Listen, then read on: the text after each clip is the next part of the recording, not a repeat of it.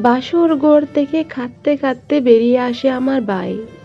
আমার ভাই একটা মেয়েকে পছন্দ করে বিয়ে করেছে, কিন্তু যখন ওদেরকে বাসর ঘরে দেওয়া হয় তখন আমার ভাই খেদে খেদে এসে আমাকে বলে, দিদি, ওই মেয়েটিকে আমার চোখের সামনে থেকে সরিয়ে নিয়ে যাও, তা না হলে আমি ওকে খুন করে ফেলবো। আমি অবাক হচ্ছিলাম, আমার ভাই ভালোবেসে ওকে বিয়ে করেছে, আর আজ এমন করছে কেন? তারপর যখন আমি সব সত্যি কথা শুনি, আমার ভাইয়ের নিচ থেকে মাটি সরে যায়। আমি বুঝতে পারছিলাম না আমি কি করব, কারণ আমার ভাইয়ের বড় আমি। আমার বাবা মা বেঁচে থাকলে হয়তো এত বড় দায়িত্ব আমার কাঁধে এসে পড়তো না। আমার জন্য আমার বাবা মা একসাথে আত্মহত্যা করেছিলেন, কারণ আমি একটা ছেলেকে খুব ভালোবাসতাম, আর সেই ছেলেটা ব্যবহার করে আমাকে ফেলে দেয়। আমাদের মধ্যে যত খারাপ কিছু হয়েছিল সব ভিডিও আমার বাবা মার কাছে পাঠিয়ে দেয়, আর সেই অপমান সহ্য করতে না পেরে আমার বাবা ও মা দুজনেই আত্মহত্যা করে ফেলেন। তখন আমাদের পরিবারে আমি ও আমার ছোট একটা ভাই ছিল। আমার নাম মাহি, আর আমার ভাইয়ের নাম আলোক। আমার বাবা মারা যাওয়ার পর আমিও নিজেকে শেষ করে দিতে চেয়েছিলাম, কিন্তু আমার ভাই আমাকে বাঁচায় আর বলে, দিদি, তুমি এটা করলে আমাকে কে দেখবে? এই পৃথিবীতে তুমি ছাড়া আমার আর কে আছে? নিজের ভাইয়ের দিকে তাকিয়ে আমি আমার সব মান সম্মান ভুলে গিয়ে বাঁচতে শুরু করেছি। আমাদের পরিবারটা অনেক অভাবে চলছে। অভাবের কারণে আত্মীয় স্বজন সবাই আমাদের থেকে দূরে সরে গেছে, কিন্তু কোনোভাবে আমাদের সংসারটা চলছে। আমি একটা ঘরে কাজ করি, আর আমার ছোট ভাইও একটা বাড়িতে গাড়ির ড্রাইভারি করে। প্রথম থেকে এখন আমাদের সংসারটা বেশ ভালোই চলছে। আমার ভাই যেই বাড়ির গাড়ি চালাতো, ওই বাড়ির পাশের বাড়ির নাকি একটা মেয়ে আছে, আর দেখতেও অনেক সুন্দর। আমার ভাই আমার কাছে এসে সব কিছু বলতো, আমি ছাড়া ওর মন খুলে কথা বলার মতো কেউ নেই। তাই আমার ভাই যা বলতো আমিও তার সব কথা শুনতাম। যখন বাবা মা বেঁচে ছিলেন তখন আমার ভাইয়ের অনেক বন্ধু বান্ধব ছিল, কারণ তখন আমাদের কিছুর অভাব ছিল না। আর এখন বন্ধুত্ব তো দূরের কথা, কেউ কথাও বলে না ওর সাথে। আমার মাঝে মাঝে অনেক কষ্ট লাগে আমার জন্য এই সব কিছু। এইভাবে চলতে থাকে।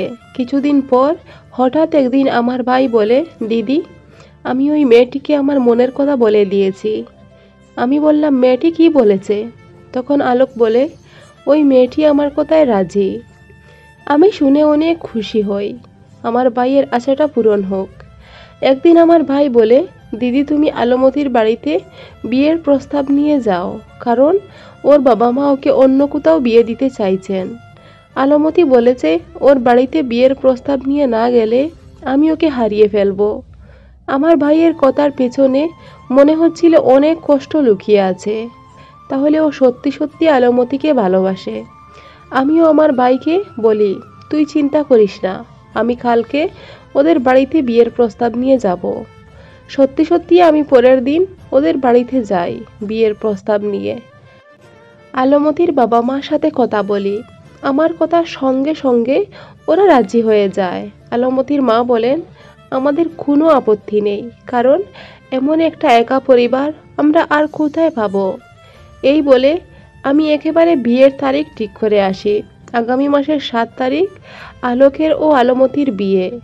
বিয়েটা বেশি ধুমধাম করে হবে না, আমাদের হাতে এত টাকা নেই, তাই সামান্যভাবে বিয়েটা হবে। আমি বাড়িতে এসে আমার ভাইকে বলি যে তোর বিয়ের তারিখটাও আমি ফাইনাল করে এসেছি। এই কথা শুনে ও অনেক খুশি হয়।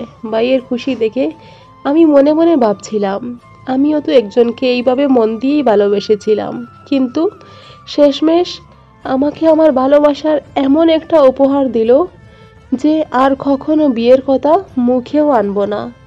আমার ভাইয়ের বিয়ের তারিখটা ধীরে ধীরে এগিয়ে আসছে। আমিও কিছু আত্মীয় স্বজন নিমন্ত্রণ করেছি। মেহেন্দির দিন সবাই হাসি খুশি করে।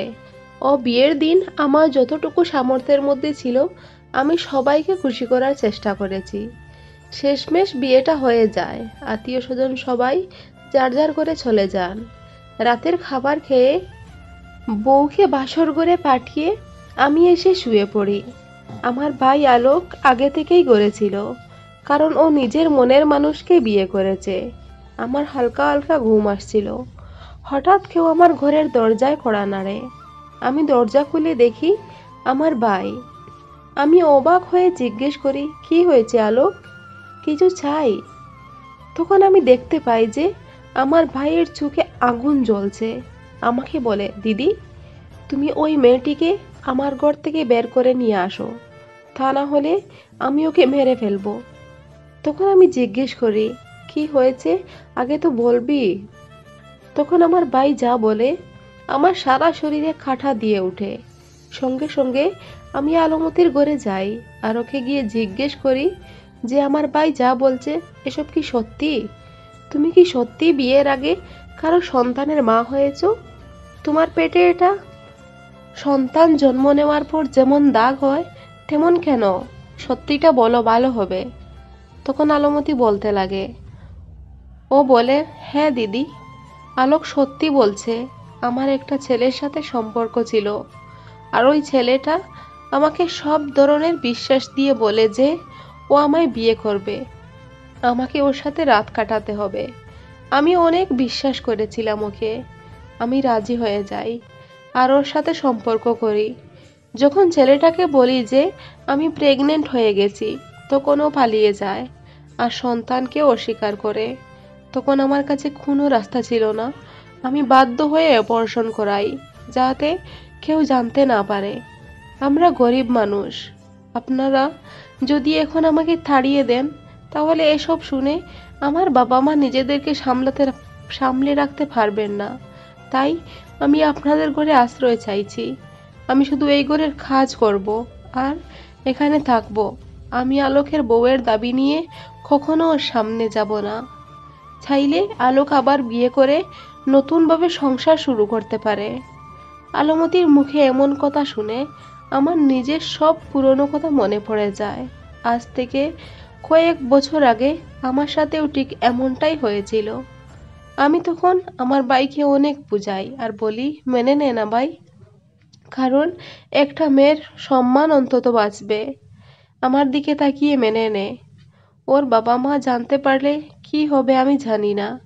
আমাদের বাবা মার কথা তুই তো জানিস ভাই। আমি অনেক বোঝানোর পর আমার ভাইয়ের মনে কেমন যেন একটা পরিবর্তন আসে আর ও রাজি হয়ে যায়। তারপর আমাদের সংসার চলতে থাকে। এখন ওদের বিয়ের 3 বছর হয়ে গেছে।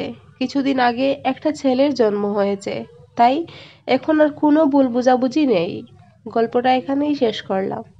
ভালো লাগলে চ্যানেলটা সাবস্ক্রাইব করে পাশে থেকো। ধন্যবাদ বন্ধুরা।